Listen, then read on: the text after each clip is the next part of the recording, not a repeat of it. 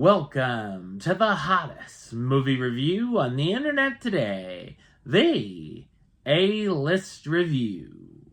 I am your host, the Game Changer, Wes Troop, and it's time to go back to the theater.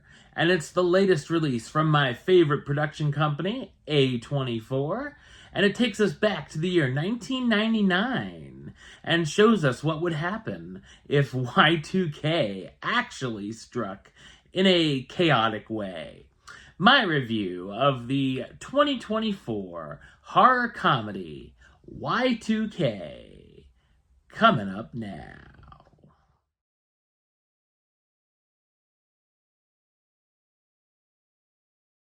Eli and Danny, two high school nobodies, make the decision to crash the last major celebration before the new millennium on New Year's Eve 1999. The night becomes even crazier than they could have ever dreamed when the clock strikes midnight. So what did I think of Y2K? I thought it's a so-so and uneven disaster comedy horror film. It's directed by Kyle Mooney in his directorial debut, who's also known for SNL fame, as well as starring and co-writing the film Brigsby Bear, a film which I highly recommend. I remember the whole Y2K phenomenon, even if I was 12 at the time, and people around the globe worrying about major errors dealing with computers. I wish the film had shown more of the fear surrounding the bug before the New Year's party. The film can also be a coming-of-age story, introducing us to Eli and his best friend Danny, who have a likable friendship. Times at which reminded me of Superbad, and we learn of Eli's crush, Laura, who seems to be involved with guys who are more popular than him. Then midnight hits and chaos ensues, where the electronics become sentient and plan to take over the human race. I enjoyed the initial robot attack at the New Year's party, and there are some creative and amusing kills, as well as some that are surprising. It can also get rather violent and gory at times, which is a plus.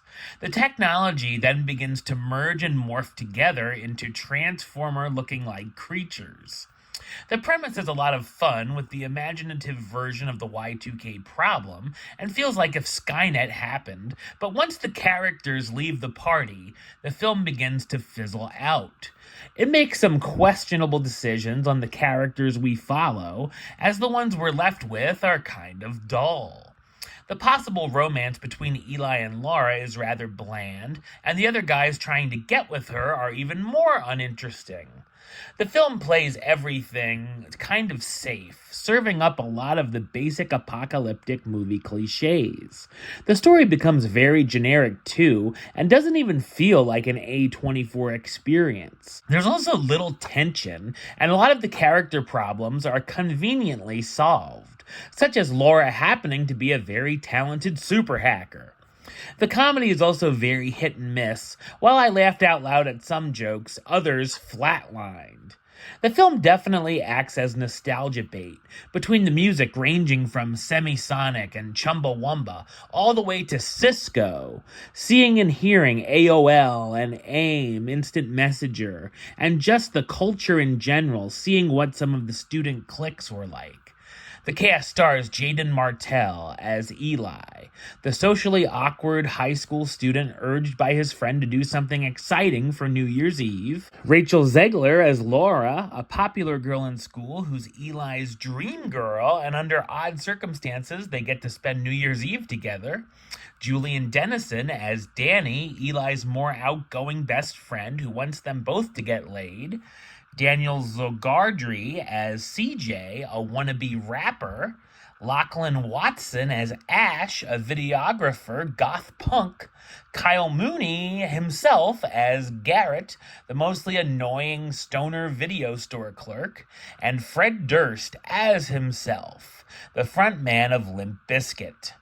Y2K has its moments, but its premise is bogged down by a lackluster script and mostly bland characters. Number-wise, I'm going to give it a 5 out of 10, which gives it the A-list rating of meh. It's Okay. Alright, well, that's the show. I'll be back with another review very soon. But until then, don't forget to like, comment, and subscribe right here on YouTube.